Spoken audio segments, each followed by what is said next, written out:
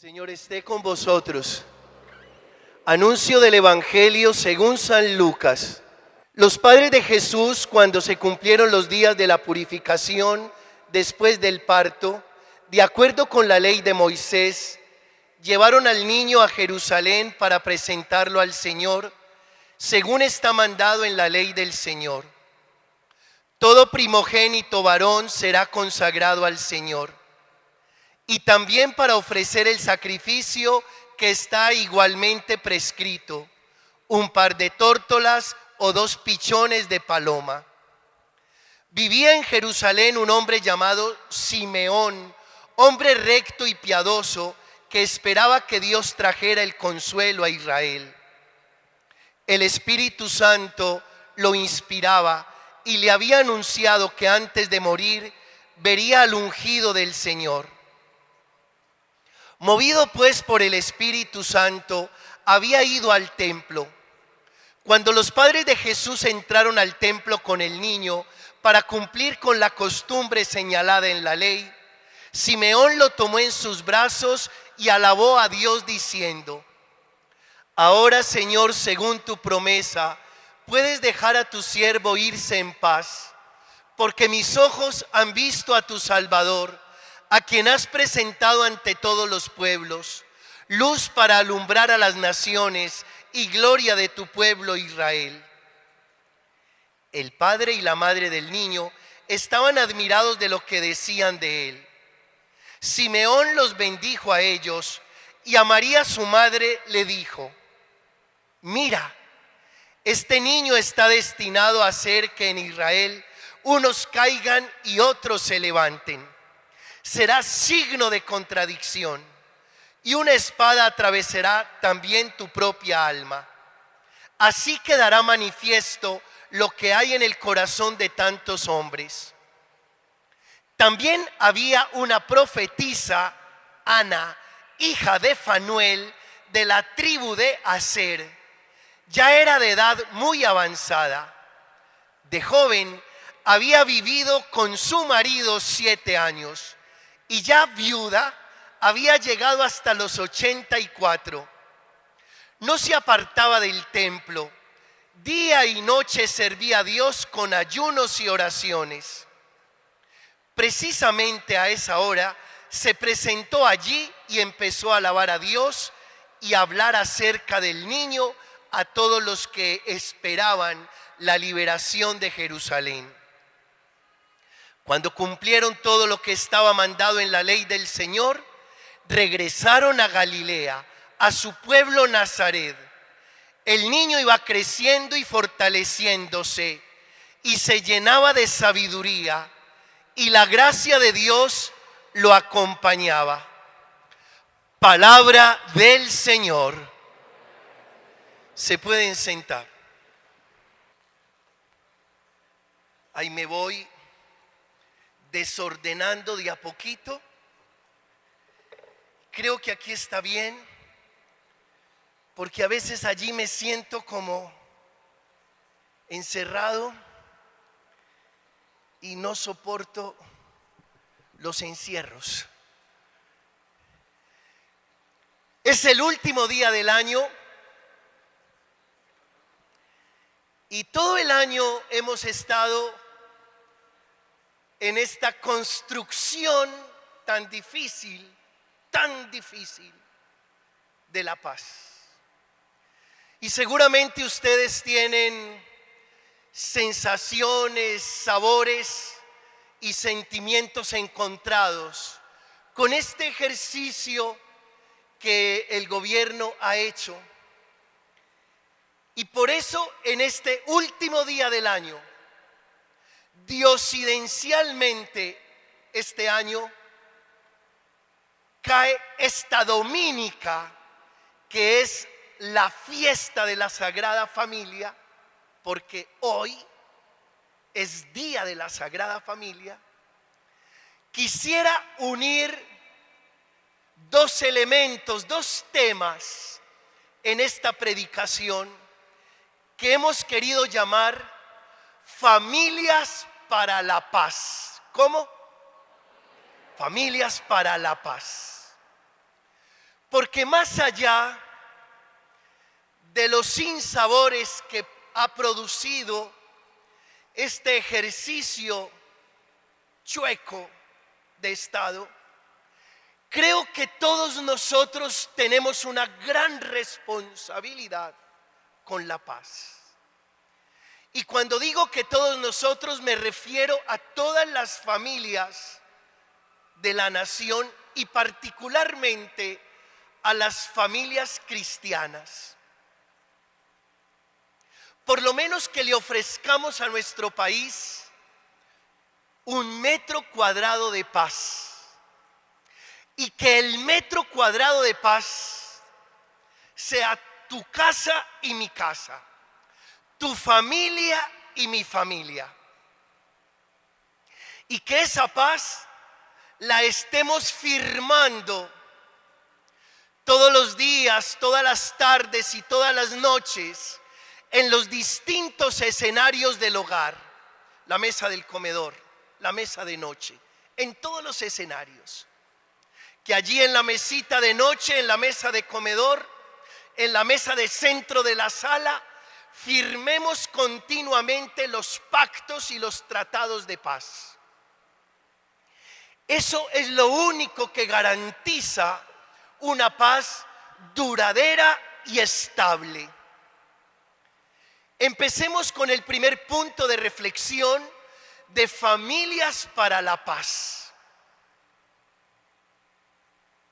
Primero, que en tu casa haya un verdadero sentido de justicia. ¿De qué? De justicia. Cuando hablamos de sentido verdadero de justicia, nos estamos refiriendo que en tu casa haya claridad sobre los deberes y los derechos. Que en casa tengamos muy claro cuáles son los derechos y cuáles son los deberes. Nosotros estamos educando nuevas generaciones y las nuevas generaciones parece que tienen mucha claridad sobre los derechos, pero muy poca claridad sobre los deberes.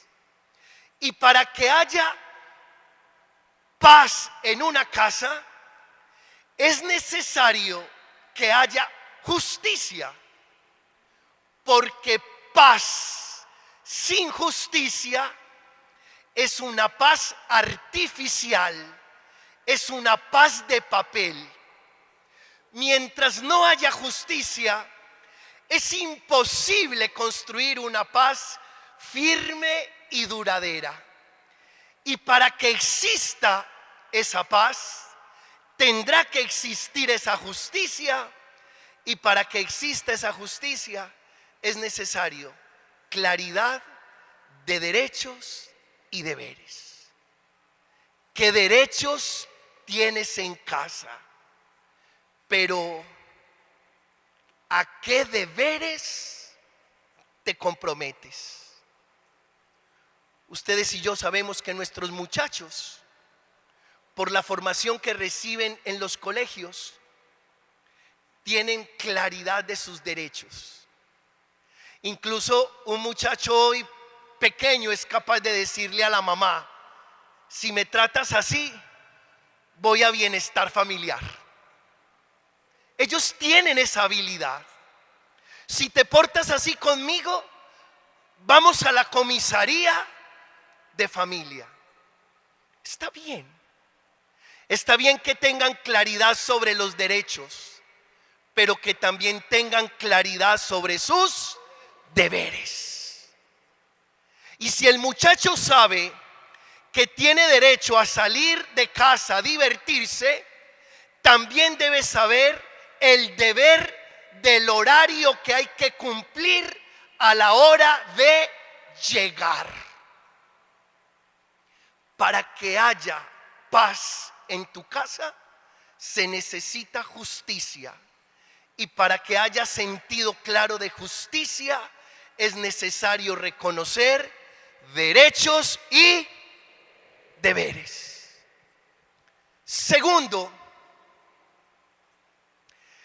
reconocer en los hijos la dignidad como personas. Y escuche esto: cuando los niños están pequeños, es posible que a nosotros los adultos se nos vaya la mano y tengamos abuso de autoridad. Le recomiendo que no le baje a la autoridad, no le baje, pero cuidado con abusar de la autoridad. Por supuesto que una familia para la paz necesita autoridad, pero nunca abuso de autoridad. Y aquí vamos a tener el debido cuidado para no caer en aras o en nombre de la autoridad en el maltrato. ¿En el qué? Nuestra diócesis, Medellín, tiene un programa hermosísimo que el próximo año, con la ayuda de Dios, lo voy a traer a la parroquia para implementarlo en nuestra comunidad. Se llama el buen trato al menor. ¿Cómo se llama? En eso sí que debemos tener excesivo cuidado y demasiada atención. Cuidado con los abusos de autoridad que se convierten en maltrato. No le estoy diciendo que le baje la guardia a la autoridad. Le estoy diciendo que sea justo en la autoridad para que su familia sea una familia de paz. Queridos adultos, queridos padres de familia, cuidado con los abusos de autoridad. Cuando estábamos pequeños, le estoy hablando a los adultos, la autoridad no se argumentaba. Uno le preguntaba al papá, papá, ¿esto por qué? Y el papá respondía, porque sí. Y eso era suficiente. Hoy el mundo en su dinámica y en sus cambios nos pide a los adultos que tengamos argumentos frente a la autoridad. Cuando tu hijo te pregunte el porqué de una decisión, de un permiso, tú puedes argumentar. Es más, antes de dar la orden, construye el argumento. ¿Cómo? Antes construye el argumento. Y argumentar la orden no es desvanecer la autoridad. Todo lo contrario, cuando la orden está argumentada, la autoridad permanece en su lugar. Tercero, familias para la paz. Enseñarle a los hijos a distinguir entre lo veraz y lo engañoso. Es decir, educar la conciencia de estos niños que apenas están creciendo. Levante la mano los papás que tienen hijos jóvenes, adolescentes y niños y que están en esta asamblea. A ustedes les hablo de una manera especial. Ustedes son los formadores de la conciencia de sus hijos. La conciencia de sus hijos no se forma en el colegio, así el colegio sea de curas o de monjas. No, porque las monjas y los curas no estamos todo el día con las niñas y los niños. Porque detrás de los curas y las monjas están los profesores, y detrás de los profesores hay ideologías y maneras distintas de ver la realidad. Donde se forma la conciencia del niño en el hogar. ¿Dónde? En el hogar. Así que educar o construir familias para la paz implica que le formemos la conciencia a los niños, a los adolescentes, a los jóvenes. Cuando llega un adolescente a casa después de una fiesta, los papás le preguntan: ¿cómo te fue? Y ellos responden: normal. Y después del colegio, ¿cómo te fue? Normal. Y después del paseo, ¿cómo te fue? Normal. Lo que no sabemos es qué significa esa palabra normal. Papás, cuando su hijo responda normal, no natural, como lo vimos en estos días, normal, usted, por favor, tiene la responsabilidad de preguntarle qué significa ese normal. Es necesario que descifremos el normal, porque no sabemos qué es normal para él. Y si normal es drogarse, entonces le fue normal. Y si normal es juntarse con otros para delinquir, entonces le fue normal. Necesario a la hora de formar la conciencia de un niño, descifrar sus respuestas monosílabas y su tal normal. Si usted y yo no nos dedicamos a formarle la conciencia a las nuevas generaciones, nuestros hogares y nuestra nación nunca será un lugar, un estado de paz. Cuarto, familias para la paz. En casa exaltamos el valor de la vida. ¿Cómo? Por favor, hablen en casa bien, muy bien de la vida.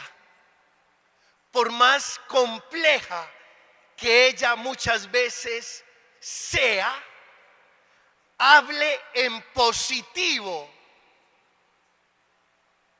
Sea una persona provida, no antivida. Porque me parece muy peligroso que los niños escuchen de los adultos que no vale la pena vivir, que cuando será que me muero.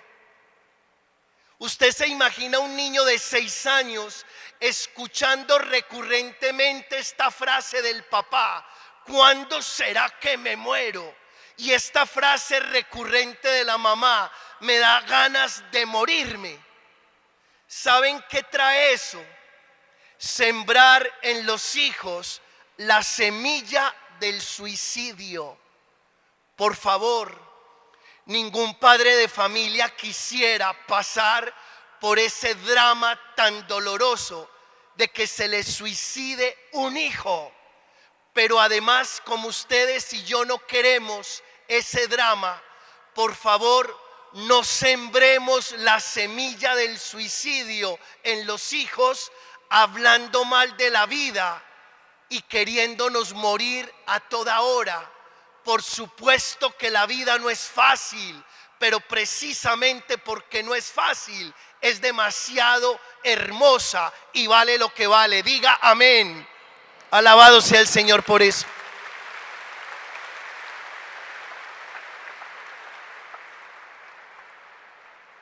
Quinto,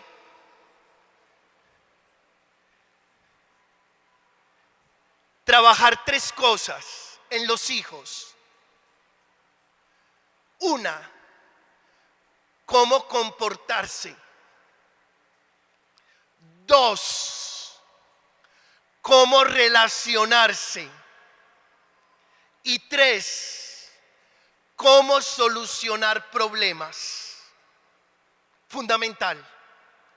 Papás, ayúdenme después de mí. ¿Cómo comportarse? ¿Cómo relacionarse? ¿Cómo solucionar problemas? Es muy importante que hagamos este ejercicio en la casa. Hijo, tu comportamiento debe ser este. Si eres un varón, compórtate como todo un hombre.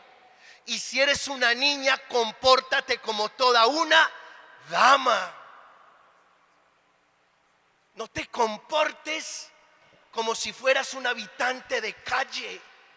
Compórtate bien, a la altura de las posibilidades que nos ha dado Dios, a la altura de las capacidades que tienes. Comportamiento. Segundo, relaciónate bien. Aprende a relacionarte. Tan importante que insistamos constantemente esto en la vida de estas nuevas generaciones, que se sepan relacionar. Dime con quién andas. El que entre la miel anda. Y tercero, que aprendan a solucionar problemas sin violencia, no a las patadas, no a los puños, no a los gritos, sino a través del bendito y sabroso diálogo. Sexto, familias para la paz.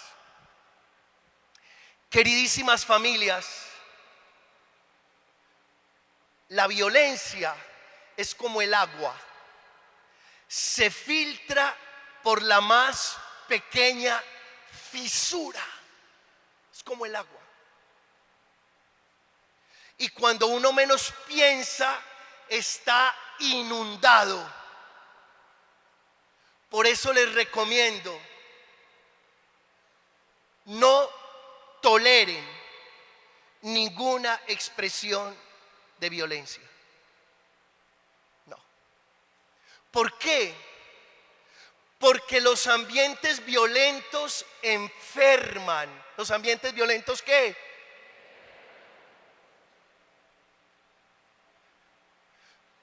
No es mi santo de devoción, pero en estos días el hombrecito aquel decía que nuestra nación está enferma. Sí, es verdad.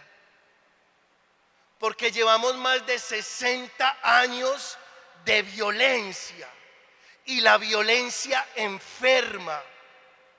Los barrios que han vivido violencia extrema son barrios que hay que reconstruir. Ese tejido social se rompe y hay que reconstruirlo. Por favor, no tolere expresiones de violencia en su casa. Quien vaya a hablar violentamente, usted se queda callado y se retira. Porque uno no dialoga con una persona violenta. Hay que esperar que se aclare, se pacifique, se serene, se calme. Y si más violenta se pone porque tú no lo quieres escuchar, más silencio tendrás que hacer hasta que entienda que en esos términos no se dialoga, en esos términos no se habla. Cuidado con que a usted la violencia de la casa se le vuelva paisaje y usted se acostumbre a vivir en un ambiente violento. Cuidado. Y séptimo, familias para la paz.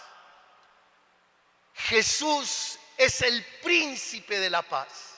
Y la mejor manera de construir una familia para la paz es poniendo a Jesús en el centro de la familia. Yo los invito a todos ustedes, mis queridos hermanos y hermanas, a que vuelvan a poner a Jesús en el centro del hogar, a que vuelva la oración al hogar, a que antes de acostarse todos se unan a rezar. La familia para la paz tiene que ser una familia orante, que ha decidido hacer de Jesús el centro de su vida y que ha decidido hacer del Evangelio su gran proyecto para recorrer. Que Dios bendiga a todas las familias de nuestra comunidad. A Él la honra y la gloria por los siglos de los siglos. Cierre sus ojos 15 segundos y encomiende su familia.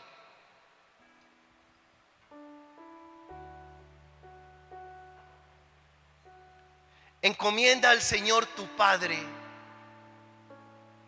tu madre.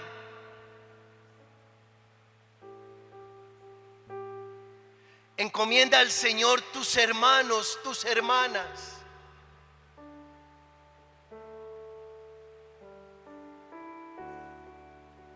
Encomienda al Señor tu pareja o tu expareja.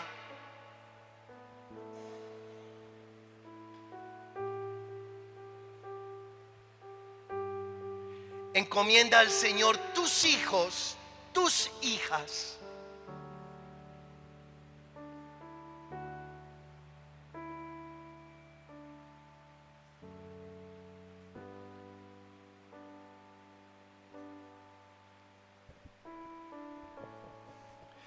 Escucha, Padre, nuestra oración.